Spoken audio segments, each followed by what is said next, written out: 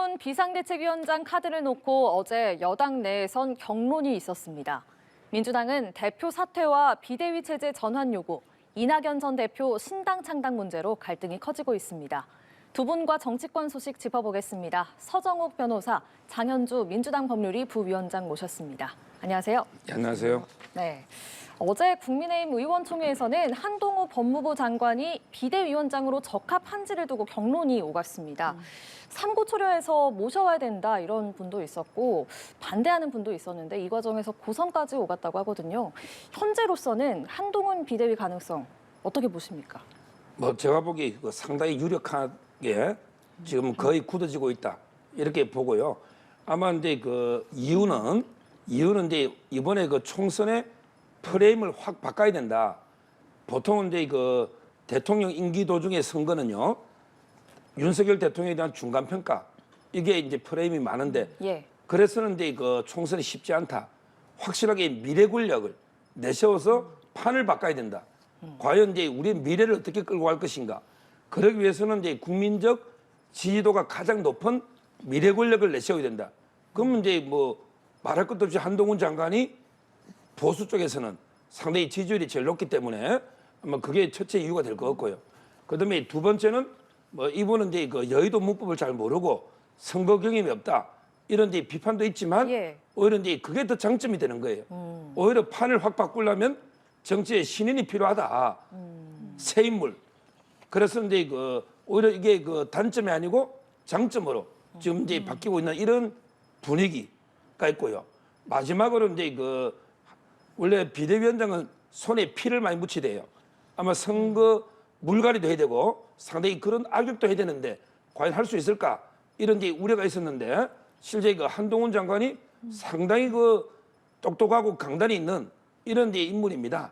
저는 정치 경험은 많지 않지만 상당히 물갈이라든지 잘할 걸로 이렇게 기대하기 때문에 지금 분위기가 이제 그 한동훈 장관 쪽으로 모이고 있는 이런 상황입니다. 네. 한 장관이 미래 권력으로서 지지도가 높기 때문에 현재 유력하다 이렇게 말씀을 해주셨는데 한동훈 비대위 가능성 어떻게 보십니까? 일단 현재로서는 좀 한동훈 장관이 비대위원장이 될 가능성이 가장 높아 보이기는 합니다. 근데 말씀 주신 것처럼 뭐 미래 권력이고 또 국민적인 지지도가 높다라고 말씀 주셨는데요. 뭐 일정 부분 인지도가 높으신 것은 인정하겠지만 사실 인지도를 가지고 비대위원장을 할 수 있는 것은 아니라고 생각합니다. 다름도 아닌 집권 여당의 비상 상황에서의 비대위원장 자리입니다. 사실 한동훈 장관이 여러 가지로 그동안 능력을 보여줬다라고 할 수도 있지만 그래도 정치 경험은 전무하고 특히나 정당 경험 자체가 없습니다. 사실 지금 집권 여당에서 여러 가지 또 위기 상황들이 있는 것이고요. 그리고 또 총선이 한 3, 4개월 놔둔 상황이기 때문에 그 이해관계자들의 굉장히 큰 많은 이해관계의 복잡한 계산들이 있습니다. 이런 부분들을, 이런 갈등들을 과연 한동훈 장관이 비대위원장으로서 조율해 나갈 수 있을지 이런 부분에 대해서는 사실 국민의힘이 아무도 가보지 않은 길을 가는 상황이다라고 생각이 듭니다. 그렇기 때문에 굉장히 큰 리스크를 감수하는 선택이라고 봐야 될 것 같고요. 사실 지금 국민의힘 입장에서는 총선을 얼마 앞두지 않은 상황이기 때문에 여러 가지 또 리스크도 많고 위험도 많은데 굳이 안전한 길보다는 한동훈 장관이라는 리스크도 어느 정도 있는 분을 선택하신다는 것 자체가 이 상황이 비상하게 또 엄중한 상황이라는 점을 또 들어서 어떻게 보면 또 반전의 계기로 삼고자 하는 또 그런 의도가 있는 것 같다라는 생각은 듭니다. 네, 말씀하신 것처럼 한 장관이 정치 경험이 전무한데 변호사께서는 이 부분이 뭐 단점이 아니라 장점이 될 수 있다 이렇게 말씀은 하셨지만 이게 선대위원장도 아니고 비대위원장이기 때문에 당의 비상 상황에서 이번에 성공적으로 공천도 이뤄내야 되고 굉장히 역할이 막중하단 말입니다. 이런 우려의 목소리에는 어떤 답변 주시겠어요? 정치 경험이 이제 그 장점이 될 때도 있지만 국민들은 이제 그 새로운 인물을 원합니다. 인류한 위원장이 뭐 경험이 많아서 혁신했습니까? 저는 상당히 성공적으로 했다 보고요. 자, 윤석열 대통령부터 정치 경험이 있었습니까? 총장 하다가 바로 나와서 대통령까지 됐지 않습니까? 정치 경험, 이게 저는 오히려 단점이 되는 새 인물을 요구할 때는 이런 데 상황이 있다고 보고요. 한동훈 장관이 국회 그 법무부 장관으로서 답변이라든지 상당히 그 보면 정치 감각이 뛰어난 이런 분이고요. 정치권에 대해서도 소상하게 내용을 잘 알고 있는 이런 데 그 분입니다.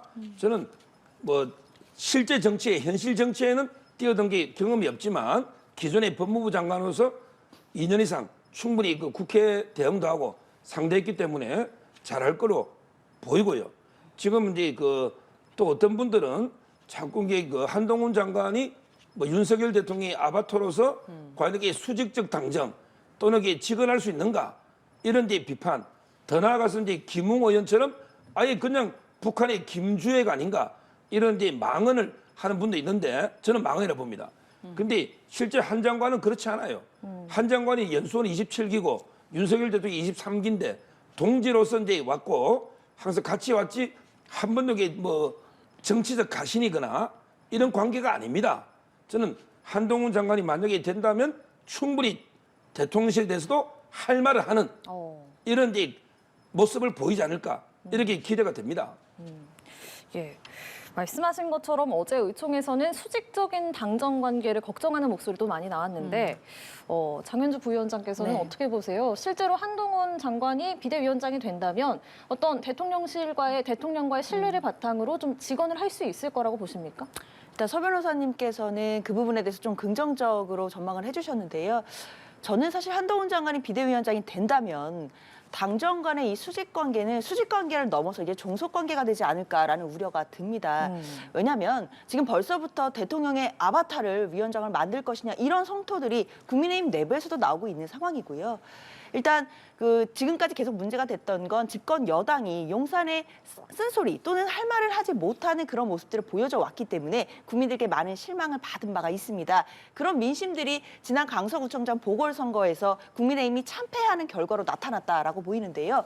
그 이후에도 과연 당정 관계를 바꾸기 위해서 집권 여당이 어떤 노력을 했느냐라고 한다면 국민들께서는 그 부분에 대해서 고개를 갸웃거리실 거라고 생각이 듭니다. 그런 마당에 또다시 윤석열 대통령의 핵심 참모라고도 할 수 있고 그리고 가장 가까운 분이라고 할 수 있는 한동훈 장관이 비대위원장으로 거론된다는 것 자체가 국민들 입장에서 본다면 집권 여당으로서의 국민의힘이 뭔가 또 수직적인 당정 관계를 탈피하지 못하고 무책임하게 용산에 끌려가는 것이 아니겠느냐라는 우려를 저는 분명히 하실 거다 이렇게 생각합니다. 이 점에 대해서는 두 분이 완전 반대되는 말씀을 좀 주신 것 같습니다. 자, 비대위원장감으로 언급된 사람이요. 한동훈 장관 말고 또 원희룡 국토교통부 장관도 있었고 김한길 국민통합위원장도 있었습니다. 특히 원 장관은 기자들이 이렇게 질문을 하니까 무엇이든 해야 한다는 책임감을 느낀다 이렇게 말을 했거든요. 이 말은 어떻게 들으셨어요? 아마 이제 원희룡 장관은 뭐 비대위원장을 이제 뜻을 모아서 본인을 추천하면 비대위원장직도 이제 그 수락하겠다. 그리고 이제 그 이재명 대표를 잡으러 개항에 출마하면 그것도 이게 출마하겠다. 이 말은 이제 그 정권과 당을 위해서 뭐라고 해라 지옥에 가라고 해도 지옥에 가겠다. 이런 이제 그 당을 위한 무한 헌신, 무한 희생 이걸 이제 그 표현한 거고요. 아마 이제 그래서 차라리 그 원희룡 장관을 비대위원장하고 한동훈 장관은 이제 그 선대위원장 하자 이런 의견도 상당히 있었죠. 근데 문제는 한동훈 장관이 워낙 이제 그 지지도가 압도적으로 높아요. 실제 그건 뭐 제가 여론조사 인용할 필요도 없으니까 압도적으로 지지율이 그 높고 판을 완전히 바꾸려면 새 인물로 압도적 지지를 받고 있는 한동훈 장관을 해야 된다. 이런 이제 여론이 형성되면서 아마 이제 원희룡 장관은 제가 보기에 공동선대위원장 하면서 개항 어뢰 이재명 대표와 붙겠다. 이런 이제 출마가 예상이 되고요. 그다음에 또 거론됐던 김한길 통합위원장은요. 이분은 이제 그 윤석열 대통령의 신임이 두터운 건 사실이에요. 근데 문제는 이제 이분이 민주당 쪽에 주로 활동을 했죠. 그래서 이제 보수 쪽에 뿌리가 깊지 않아요. 그 점에서 이제 그 좀 이번에 빠진 거고요. 앞으로 이제 그 마쿠에서는 상당히 정치적 조언은 계속 할 걸로 이렇게 보입니다. 원희룡 장관의 발언은 어떤 의미로 들으셨어요? 저도 서 변호사님 의견과 같은데요. 그러니까 결국에는 비대위원장 자리가 온다 한다면 뭐 마다하지 않겠다는 취지로 들리기는 했습니다. 근데 저는 좀 다른 관점에서 봐야 될 것이 원희룡 장관도 그렇고 한동훈 장관도 그렇고 지금 현재 장관직을 유지하고 계시지 않습니까? 사실 한 나라의 국무위원이면서 고위 공직자 자리입니다. 당연히 정치적인 중립성이 요구될 텐데요. 자꾸만 저렇게 뭐 어떤 일을 하든지 뭐 임할 것이다라든지 또는 한동훈 장관도 여러 가지 행사를 가서 다소 정치적으로 보일 수 있는 메시지를 계속 내는 부분들이라든지 이런 부분들은 사실 국민의 입장에서 본다면 정치적인 중립성을 좀 의심하게 하는 그런 모습들이라고 할 수 있습니다. 저는 한동훈 장관도 마찬가지로 또 원희룡 장관도 어차피 총선에 출마하실 것이고 국민의힘 내부에서 어떤 역할을 하실 예정이시라면 하루빨리 장관직에서 내려오시고 그리고 나서 여의도로 오셔서 역할을 하시는 것이 오히려 국민에 대한 예의가 아닌가 이렇게 생각을 합니다. 예, 만약에 한동훈 장관이 비대위원장이 된다면 장관직을 사퇴해야 하는 상황입니다. 윤석열 대통령이 조만간 추가 개각을 단행할 걸로 알려졌는데 어떻게 이번 개각 대상에 포함이 될까요? 아마 이제 그 정상적으로 이제 한동훈 장관이 비대위원장이 아니라면 이게 끝까지 좀 더 장관직을 유지했을 거예요. 그래서 마지막에 이제 이거 원포인트 개각으로 이렇게 할 계획이었는데 이번에 비대위원장이 된다면 바로 이제 사퇴를 해야죠. 예. 저는 이번에 아마 한동훈 장관, 그다음에 이 원희룡 장관 다 이제 교체되지 않을까. 이제는 이제 더 이상 장관직을 가지고 이제 비대위원장 이건 불가능하기 때문에 아마 개각이 될 걸로 예상이 되고 실제 그 후임에 대해서는 오랫동안 이게 검증을 해왔기 때문에 바로 이제 발표가 가능하지 않을까 이래 봅니다. 예, 어떻게 전망하세요? 사실 저도 개각 소식이 빠르게 나올 것 같다는 생각이 드는 것이요. 일단 말씀드린다시피 한동훈 장관은 현직 법무부 장관 신분이기 때문에 사실 국민의힘에서 비대위원장 후보로 거론된다는 게 어떤 면에서는 부적절한 측면이 분명히 존재합니다. 그렇기 때문에 국민의힘에서 한동훈 장관을 비대위원장으로 선임하는 발표를 하기 전에 대통령실에서 개각을 통해서 한동훈 장관의 지위를 좀 더 자유롭게 풀어줄 가능성이 훨씬 높다고 생각이 듭니다. 그렇기 때문에 뭐 다음 주가 되었던 빠르게 개각을 해서 한동훈 장관을 장관직에서 이제 사임하게 한 후에 그다음에 국민의힘에서 비대위원장으로 모셔가는 그런 모양을 만들 가능성이 가장 높다고 보기 때문에요. 네. 빠르게 개각 이루어질 거다 이렇게 생각됩니다. 네. 한편 김기현 전 대표가 내년 총선에 출마할지도 관심을 모으고 있습니다. 대표직을 내려놓았으니 그 반대급부 격으로 지역구에 출마하지 않겠냐 이런 관측이 나오고 있는데 어떻게 예상하세요? 아마 이제 처음에는요. 원래는 이제 울산에 그 5선 국회의원 배지 있잖아요. 이걸 포기하고 그러면 이제 그 희생을 했으니 대표직은 유지해주겠다. 아마 이게 이제 일반적인 의견이었거든요. 근데 있더라고요. 예. 김기현 대표가 두 손에 두 가지 욕심을 다 부린 거죠. 이 말은 이제 대표직도 유지하면서 그다음에 울산에 출마도 하겠다. 이렇게 욕심을 부린 거예요. 그러니까 이제 저는 지금 상황에서는 원래부터 하나를 포기했으면 대표적은 유지했을 텐데 그런데 두 개 다 가지려고 욕심 부리다가 지금은 이제 둘 다 잃을 수밖에 없는 이런 상황에 몰린 거예요. 지금 대표직은 사퇴했지만요. 본인은 이제 그 의지가 울산에 출마하겠다 의지가 강하죠. 그렇지만 이제 저는 공천이 어렵다. 절대 공천 안 줄 겁니다. 이제는 이제 마지막에 그만둘 때 뭐 모양이라든지 여러 가지를 이렇게 감안해 봤을 때는 상당히 그 이미 보수층에 많은 지지를 잃어버렸어요.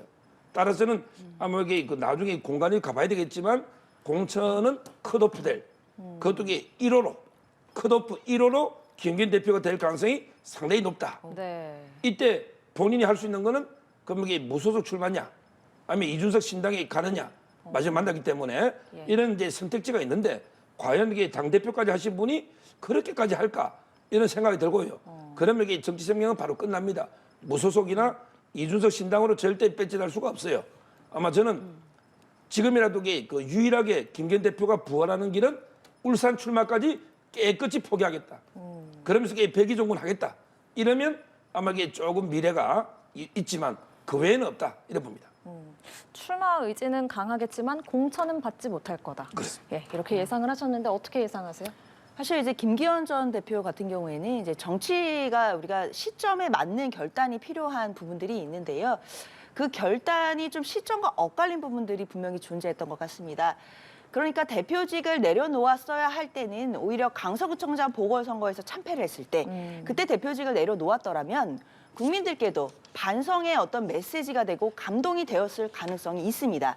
근데 그때 어떻게 했는지 다들 기억하시겠지만 대표직 고수하면서 오히려 김기현 대표 2기 체제를 띄워서 진행을 했었습니다. 근데 그러고 나서 이뉴한 혁신위가 들어와서 영남 중진들이 험지 출마론을 띄우게 되니까 오히려 이번에는 반대로 자신의 지역구를 고수하면서 당대표직을 내려놓는 어떻게 보면 좀 엇갈리는 그런 결단을 한 것으로 봐야 될 텐데요. 뭐 그렇다 하더라도 김기현 전 대표가 대표직을 내려놓은 그 결단 자체를 뭐 폄훼하고 싶지는 않습니다. 다만 아까 서 변호사님 말씀하신 것처럼 국민의힘 내부의 당원들이 볼 때는 분명히 김기현 전 대표의 결단에 대해서 실망하는 기조가 좀 커가는 것 같고요. 그럼에도 본인은 당대표직을 희생했기 때문에 자신의 지역구를 지켜서 계속 출마할 의지는 지금 굉장히 강해 보이기는 합니다. 그렇지만 그런 부분들이 앞으로 공천 과정이나 또는 비대위 과정에서 반영이 된다라고 한다면 사실상 공천을 받을 가능성 자체가 지금 좀 불명확해진 상황이기 때문에 앞으로 김기현 전 대표가 비대위 과정에서 또는 이제 선거의 공관위 과정에서 어떤 목소리를 낼지 이 메시지가 좀 주목이 됩니다. 네. 여기서 이제 그 가장 그 김기현 대표의 패착이요. 그만둘 때 이제 그 이준석 대표하고 만난 거예요. 물론 이제 그 전에 약속이 됐다 하더라도 상황이 급변했으면 약속을 이제 취소하는 게 맞죠. 저는 왜 이준석 대표를 만나려고 했을까? 아마 이제 그 본인이 대표직을 유지하면서 이준석 대표를 이제 설득해서 아마 이제 공동선대위원장이나 이런 걸 제안하고 그리고 이제 이준석 대표가 배지를 달 수 있는 예를 들어 이제 비례나 또는 대구 공천까지 이런 식으로 이렇게 잡으려고 했던 게 아닌가. 그러면서 이게 자기 대표 체제를 확고하게 유지하겠다. 이런 이제 의도로 만났다 보거든요. 이거는 이제 그 대통령실에 대한 항명입니다. 항명. 지금 이게 이준석 전 대표는 국민의힘이나 보수 우파 세력의 공적 1호입니다. 이미 탈당이 예고된 이런 분입니다. 그런데 이분을 만나서 잡겠다? 이거는 말이 안 되는 거죠. 이게 저는 결정적인 패착이기 때문에 그 이후에 싸늘하게 김기현 대표에 대해서 여론이 식어버린 거예요. 여론이. 그러면서 그 울산도 어려워지는 이런 상황입니다. 사실 저도 이 부분에 대해서 한마디만 보태면 서 변호사님 말씀에 저도 좀 동의를 하는 것이 이준석 전 대표를 굳이 왜 사퇴하기 직전에 만났을까에 대해서 여러 가지 분석들이 있었는데요. 아무래도 그 만날 때까지는 본인의 사퇴 의사가 아직까지 확고하지 않았던 게 아닐까라는 생각을 전 개인적으로 해봅니다. 그때까지는 사퇴를 하지 않을 가능성까지도 놓고 이준석 전 대표를 만나서 본인이 뭔가 대표로서의 성과를 내려고 했던 것 같다라는 생각이 드는데요. 그게 여의치 않았고 아마 그 이후에 뭔가 상황이 급속도로 변화하면서 본인이 사퇴를 할 수밖에 없었던 상황에 몰린 것이 아닌가라는 생각이 듭니다. 그렇기 때문에 정식 기자회견도 열지 못하고 결국 SNS를 통한 사퇴를 할 수밖에 없었던 상황이었거든요. 결국 김기현 전 대표로서는 그날 상황 자체가 본인이 예측하지 못한 방향으로 흘러갔었던 부분들을 보여주는 그런 반증이 아닌가 생각합니다. 네. 자, 뒤숭숭한 또 마찬가지로 뒤숭숭한 민주당 상황도 짚어보겠습니다. 앞서 민주당의 비주류 의원들이 이재명 대표 사퇴하고 통합 비대위 만들자 이렇게 요구를 했잖아요. 근데 이 요구에 대한 당 반응이 아직까지 크게 좀 없는 것 같습니다. 당 지도부에서는 공감하는 의원이 거의 없다, 지도부 흔들기다 이렇게 얘기를 했는데 지금 상황은 실제 분위기는 어떻습니까? 사실 저도 이제 내부 계신 분들을 한번 말씀을 들어보면 아직까지는 이 의견에 뭐 크게 공감하시거나 뭐 함께 하겠다거나 이런 움직임들은 거의 없는 것으로 봐야겠습니다. 그렇기 때문에 지도부에서도 이런 이야기를 한 것 같고요. 다만 비명계에서 이제 말씀하시는 부분들에 대해서 당내 혁신이 필요하다는 부분, 쇄신을 해야 된다는 부분에 대해서는 당 내부에서 어느 정도 공감대는 분명히 있는 것 같습니다. 그런데 그 혁신의 방향과 속도에 대해서는 또 민주당은 민주당 나름대로의 속도대로 지금 가고 있는 부분들이 있는 것이고요. 그렇기 때문에 지금 소위 이제 비명계 의원들이 말씀하시고 있는 뭐 대표가 사퇴한다든지 뭐 통합 비대위로 간다든지 이런 부분에 대해서는 사실 당으로서는 받아들이기가 어려운 요구가 아닌가라는 생각이 솔직히 듭니다. 왜냐하면 당대표가 사실 77.77%의 압도적인 득표로 당선이 된 그런 당대표이고 그리고 지난번 강서구청장 보궐선거를 17%포인트로 승리를 한 당대표였습니다. 그렇다고 한다면 이런 민주적인 절차로 뽑힌 당대표에게 지금 당장 내려와라 할 만한 뭐 어떤 사유가 있는 것인지에 대해 당 내부에 공감대가 있다고 보기는 좀 어렵고요. 그렇기 때문에 이런 논의에 대해서는 지도부가 과연 어떻게 혁신을 하고 쇄신을 하는지 이런 부분으로 답을 해주지 않을까 이렇게 생각합니다. 네, 민주당 상황 어떻게 보고 계세요? 지금 이제 그 김기현 대표도 사퇴했는데요. 지금 이제 이재명 대표가 김기현 대표보다 이제 그 뭐 더 대표직을 유지해야 될 이게 사유가 있습니까? 오히려 김기현 대표는 아무런 리스크가 없어요. 근데 이재명 대표는 저는 세 가지가 문제가 있는 게 첫째는 이제 일주일에 아마 3번씩 재판할 겁니다. 근데 재판 가면 아침 10시부터 저녁까지 해요. 그다음에 정인 있다 보면 전날 정인 신문 준비돼야 됩니다. 일주일 내내 재판에 매달려도 힘든데 언제 당무를 봅니까? 이게 첫째 문제고요. 두 번째, 지금 이제 이재명 대표 재판은 지연되고 있지만, 근데 관련자들, 공범자들의 재판이 줄줄이 선고되거나 예정돼 있어요. 이미 김용 부원장이 최측근, 본인이 인정했잖아요, 측근이라고. 근데 5년의 법정 구속이 됐고, 거기에 대장동 몸통이 이재명 대표다. 그다음에 유동규 본부장 진술은 신빙성이 있다. 이런 판결이 나왔고요. 그다음에 백현동의 김인섭 재판이 어제 그 종결이 됐어요. 그다음에 2월 13일 날 선고하겠다. 이러면요, 김인섭 이분이 허가방인데 결국 백현동의 4단계 상향은 김인섭 씨가 알선 수재 로비 때문이다. 이렇게 판결이 나면 이재명 대표 미리 보는 판결문 아닙니까? 이재명 대표 재판 기다릴 필요 있나요? 백현동이 혁신도시 특별법에 의한 국토부의 협박 때문이 아니고 김인섭 77억 받은 로비 때문이다. 이게 판결이 나버리면 이재명 대표는 판결 안 봐도 비디오 아닙니까? 이런 이제 리스크가 있단 말이죠. 그리고 마지막으로 지금 이제 그 선거제도가 남아 있어요. 선거제도. 비례의원을 어떻게 뽑을 거냐. 그때 이재명 대표는 뭘 했습니까? 우리는 연동형을 강화해서 위성정당을 금지하겠습니다. 이렇게 공약을 했잖아요. 그런데 이탄희 판사가 그 공약 지키라고 지금 불출마까지 하고 있잖아요. 반발이 아주 심합니다. 그런데 이재명 대표는 뭘 했습니까? 아니, 우리가 선거에 패하면 뭐 하느냐, 멋있게 지면 뭐 하느냐, 이러고 있잖아요. 이게 노무현, 김대중 정당입니까? 노무현, 바보 노무현은 차라리 원칙 있는 패배가 좋다.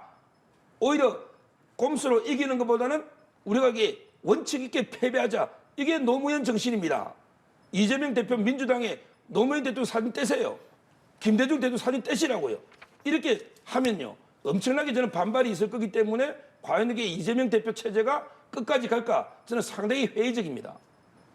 예, 어쨌든 비명계 내분의 요구는요, 이재명 대표가 총선 승리를 위해서 한 발짝만 물러나 달라, 그리고 우리 곧 통합해서 비대위를 꾸리자는 건데, 이분들이 12월까지 답을 달라고 했거든요. 네. 이재명 대표가 답을 내놓을 가능성 어떻게 보시는지, 또 만약에 답을 내놓는다면 어떤 입장을 내놓게 될까요? 일단 이 부분에 대해서는 과연 당이 어떻게 단합하고 또 혁신해서 국민들께 감동을 줄 수 있는지 이런 부분에 대한 해법을 찾아갈 것이라고 저는 생각이 듭니다. 결국 원칙과 상식에 속하신 그 네 분의 의원들도 결국에는 내년 총선에서 민주당이 단합해서 어떻게 하면 승리를 하고 그리고 현재 정부를 견제할 것인가 이런 부분에 대해서는 공감대가 분명히 존재한다라고 생각을 합니다. 그렇기 때문에 이런 부분과 관련해서 지도부와 얼마든지 이야기를 할 수 있는 또 그런 접점들이 존재한다라고 생각이 들고요. 또한 이재명 대표가 이제 곧 뭐 김부겸 전 총리와 그리고 정세균 전 총리와도 각각 이제 회동을 할 그런 어떤 일정들이 나오고 있거든요. 그런 얘기들을 본다면 결국 이재명 대표는 그동안 해왔던 통합 그리고 단합이라는 그 메시지 하에서 행보를 계속해 갈 것임이 분명해 보입니다. 네. 그렇기 때문에 그런 과정 속에서 당내 어른들의 목소리도 모으고 그리고 또 지도부가 또 들어야 되는 쓴소리까지도 여러 가지로 또 다 여러 채널을 통해 함께 들은 후에 과연 이것이 국민들께 그리고 당원들께 어떻게 보여질지 그리고 어떻게 하면 단합을 하고 어떻게 하면 혁신을 할 것인지 이런 부분에 대해서 해법을 내놓을 것이라고 생각이 들고요. 그런 과정 속에서 단합을 전제로 가는 당내 구성원들의 메시지가 되어야 되는 것이지 이게 분열을 전제로 하는 이야기가 된다라고 한다면 당원들께 소구력이 저는 없을 거다. 이렇게 생각이 듭니다. 통합과 단합의 메시지로 12월 안에 답은 줄 것 같다. 예. 어떻게 전망하세요? 지금 이제 그 12월 결단요, 이걸 제가 법률 용어로 평론하면요, 이거는 이제 그 조건부 탈당이 아니고 기한부 탈당이다. 조건하고 기한이 있어요, 법에. 조건은 장래에 성취될지 안 될지 불확실한 거. 이게 조건이죠. 근데 기한은 도래가 확실한 겁니다. 이 말은 이제 12월 되면 기한이 도래하면 무조건 탈당한다. 조건이 아니란 말이에요. 기한이란 말이에요. 왜 그러냐? 지금 이제 그 사인방이 요구하는 조건이요. 네. 도저히 이재명 대표가 수용할 수 있는 조건이 아닙니다. 그 조건 중에 대표적인 게 개딸들하고 절연하고 당의 민주주의를 회복해라. 이게 가능하겠습니까? 저는 개딸 뭐 개설자가 개딸 이름 쓰지 말라고 하는 모양인데 자기 마음대로 이름 쓰고 자기 마음대로 쓰지 말합니까? 저는 방송에서 오히려 개딸 더 쓸 겁니다. 개딸 표현을. 그런데 이 강성 지지층 소위 개딸 이분들하고 절연해라. 그리고 당의 민주주의를 회복해라. 이게 요구사항입니다. 이게 과연 이재명 대표가 받아들일 수 있는 이런 게 조건입니까? 도저히 수용이 안 되는 조건이잖아요. 그렇다면 결국 최후 통첩대로 저는 12월 달 되면 결단, 탈당으로 갈 수밖에 없다. 이렇게 보는 게 합리적인 예측입니다. 예, 알겠습니다. 이낙연 전 대표의 신당 계획에 대해서는 민주당 내 최대 의원 모임이죠. 더 좋은 미래까지 가세해서 비판의 목소리를 냈습니다. 확실히 당내 비판 목소리가 좀 커지는 것 같은데 어떻게 보고 계세요? 아무래도 이제 신당을 창당한다는 것 자체가 결국 총선을 한 3, 4개월 놔둔 이 시기에서 분열을 길로 가는 것이 아니겠느냐라고 하는 내부적인 걱정들이 많이 실린 것이다 이렇게 생각이 듭니다. 그렇기 때문에 뭐 당내 최대 의원 모임에서도 지금 좀 철회를 해달라라는 촉구들도 나오고 있고요. 그리고 당내 좀 많은 구성원들이 좀 우려의 목소리 또는 우려의 눈으로 바라보고 있는 것도 분명해 보입니다. 결국 총선에서 분열하는 당에는 국민들이 표를 주지 않으십니다. 그것은 뭐 여야 마찬가지일 텐데요.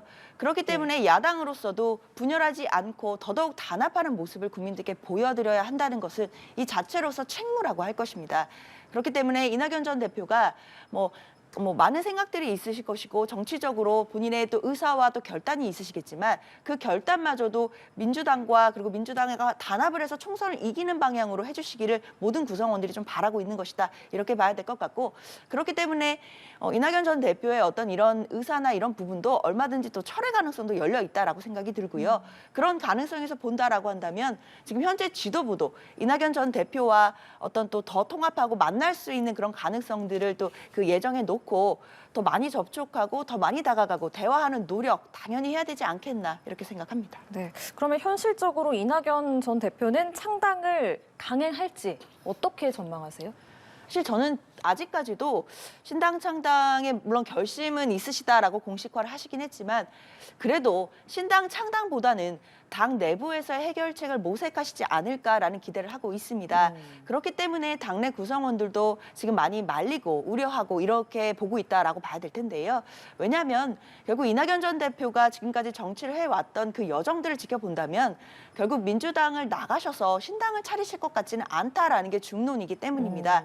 그래서 지금으로서는 신당을 창당해서 뭐 본인의 어떤 새로운 당에서 정치를 하신다라기보다는 어쨌든 민주당 내부에서 어떻게든 민주당을 바꾸고 변화시켜서 자신이 할 수 있는 이야기들을 하는 부분 이런 부분을 좀 방점을 두고 가지 않겠냐라는 기대들이 아직은 더 많이 나오고 있습니다. 네, 어떤 말씀 주시겠습니까? 저는 이제 그 이준석 대표도 신당을 하고요. 그다음에 이낙연 대표도 신당을 합니다. 본인이 공언했어요. 지금 이제 창당 준비 중에 있고요. 1월 15일쯤 출범한다. 신당을 합니다. 왜 하느냐? 근데 그거는 지금 이제 그 공천 규정을 보십시오. 하위 10%를 30%까지 감점하는 게 이번에 확대됐잖아요. 근데 공정하게 현역 의원을 감점해서 물갈이를 안 할 겁니다. 수박이 3개가 있으면 30% 감점, 수박 2개면 20% 감점, 수박 하나 10% 감점. 이런 식으로 이게 반 이재명 의원들은 공천 학살이 이루어질 수밖에 없어요. 지금 이게 구도가 그렇습니다. 왜 그러냐면 이게 권리당원 비중이 워낙 개딸 이재명 쪽이 압도적이기 때문에 그러면 저는 이낙연 신당은요 처음은 초라하게 시작할 거예요. 처음에는 안 따라갑니다. 왜? 현역 의원들이 혹시 남으면 내가 공천이 되면 더 좋으니까. 근데 나중에 물갈이가 딱 되니까 도저히 민주당에서는 공천이 불가능하다. 이런 분들이 그대로 민주당에 남아있어 뭐합니까? 이런 분들이 저는 대거 아마 이게 탈당할. 그래서 민주당은 딱 수박처럼 정중앙에 딱 분열될 이럴 가능성이 많다. 저는 상당히 절반 가까이 현역 의원들이 공천이 안 되면 이낙연 당으로 갈 가능성이 많고요. 지금 이준석 정당과 이낙연 정당이 큰 차이가 있어요. 바로 이제 지역 기반 여부입니다. 이준석 신당은 지역 기반이 없어요. 대구 뭐 아무 연고 없습니다. 절대 성공하기 어렵죠. 그런데 이낙연 신당은 호남이라는 확실한 기반이 있는 거예요. 호남. 민주당 하면 이게 호남 아닙니까? 이재명 대표 영남 안동입니다. 왜 호남에서 이재명 대표한테 표를 줘야 됩니까? 호남에서 민주당 지지율이 심상치 않아요. 그다음에 이재명 대표한 비토 아주 높습니다. 저는 이낙연 신당이 깃발을 올리면 상당히 호남에서 아주 민주당과 대등하게 선전할 가능성이 있다. 따라서 처음에는 뭐 눈치 본다고 안 따라가겠지만 나중에는 상당히 그 파괴력 있는 제3지대 정당으로 갈 수 있다. 이렇게 예측합니다. 예, 지역 기반도 있기 때문에 신당이 창당이 될 것이고 영향력이 클 것이다 이렇게 전망을 하셨거든요. 어떤 말씀 주시겠어요? 뭐 서 변호사님처럼 분석하시는 분도 계실 수 있을 것 같은데요. 일단 민주당의 그 공천 시스템 자체가 좀 시스템화돼 있다라는 부분들이 관가된 분석은 아닌가라는 생각이 듭니다. 일단 앞서서 이제 하위 10% 의원들에 대해서는 30% 감경 규정을 둔 부분은 선출직평가위원회 평가 내용에 대해서입니다. 선출직평가위원회는 독립적으로 지금 평가 중에 있고요. 그 부분에 관련해서 뭐 친명계다 비명계다 이른바 계파에 따라서 이 선출직평가위가 평가를 할 가능성은 없습니다. 그 평가 항목이나 기준들이 이미 정해져 있고요. 그 부분에 따라 독립적으로 지금 평가가 이루어지고 있기 때문에 반드시 뭐 비명계이기 때문에 또는 친명계이기 때문에 평가가 달라진다. 이렇게 직접적으로 보기는 어려울 것 같고 또한 공천에 있어서도 시스템 공천이 이미 이루어져 있기 때문에 이른바 뭐 계파 학살이라든지 이런 것은 구조적으로 불가능한 상황입니다. 그렇다라고 한다면 사실 이낙연 전 대표가 만약에 신당을 창당한다라고 하더라도 지금의 당내에서의 어떤 우려라든지 당내에서 반응을 봤을 때는 사실상 그 세력이나 파급력이 커지기는 어려워 보입니다. 그렇기 때문에 지금이라도 이 부분에 대한 생각을 거두어 달라는 것이 당내 모든 좀 구성원들의 좀 일치된 또는 대부분의 어떤 의견이라고 봐야 될 것 같고요. 그런 부분에 대해서 이낙연 전 대표도 다 생각을 하고 나름대로의 결단을 해주시지 않을까 이렇게 생각을 합니다. 짧게 제가 한 말씀만 드리면 예, 짧게요. 예. 시스템 공천 자꾸 하는데 AI가 합니까? 사람이 합니다. AI가 하면 이게 시스템 공천이 되겠죠. 사람은요. 정치적 성향을 띌 수밖에 없다. 이렇게 봅니다. 알겠습니다. 예, 서정욱 변호사, 장현주 민주당 법률위 부위원장 두 분과 함께했습니다. 고맙습니다. 감사합니다.